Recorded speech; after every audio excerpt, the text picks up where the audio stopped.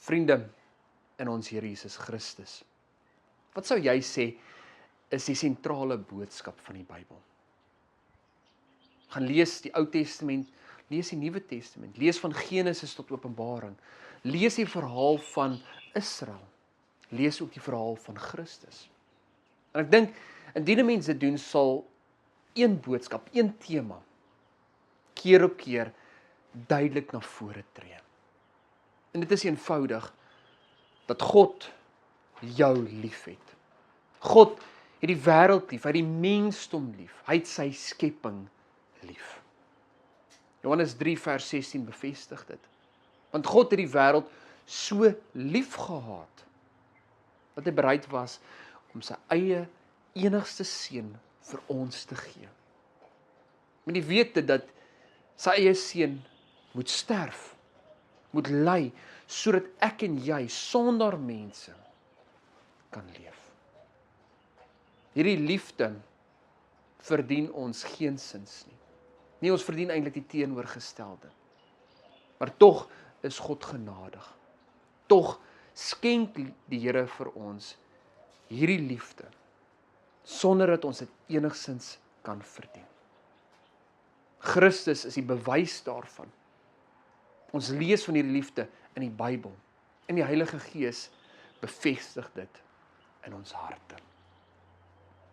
Die vraag natuurlik, vriende, is hoe ek en jy moet reageer. Hoe moet ons antwoord op God se liefde? Eerste plek moet ons dit glo. Ons moet glo in God, glo in Christus, glo in God se liefde vir jou en my. Tweedens, vriende, moet ons lewe verander. In Johannes 4 lees ons byvoorbeeld, hoe kan jy wat glo dat God liefde is, dan nie in liefde handel teenoor jou broer of suster nie? As ek en jy bely dat God liefde is en dat hy vir ons lief is, behoort ek en jy ook in liefde op te tree teenoor ieder en elkeen wat ons pad kruis. In die manier hoe ons praat, en die manier hoe ons optree, deur die voorbeeld wat ons stel. Ons toon nie net liefde aan die bekende gesigte nie, maar ons poog ook om liefde te betoon aan die mense wat vir jou en my onbekend is, wat selfs ons beskou as vyande.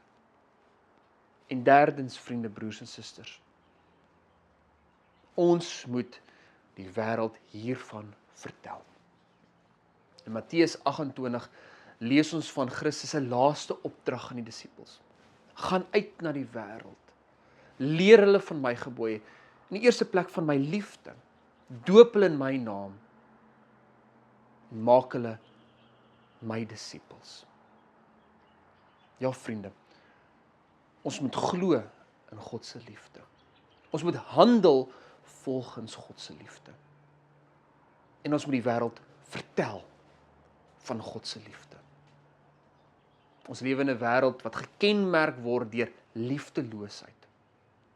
Dalk moet ons weer moeite maak om hierdie ou boodskap opnuut in die wêreld te vertel.